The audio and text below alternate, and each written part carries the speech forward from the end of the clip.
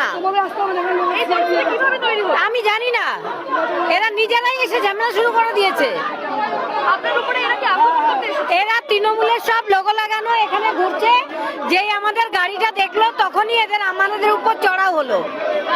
লজ্জা নেই, নির্লজ্জ, রত্না দেবনাথ গো ব্যাক এইসব স্লোগান দিচ্ছে। আপনি কি বলতে চান? এখন কি বলতে চান? কি চাইছেন আপনি? আমি এদের সবাইকে অ্যারেস্ট করার জন্য বলছি, নাহলে এখানে শান্তিপূর্ণ ভোট হবে না।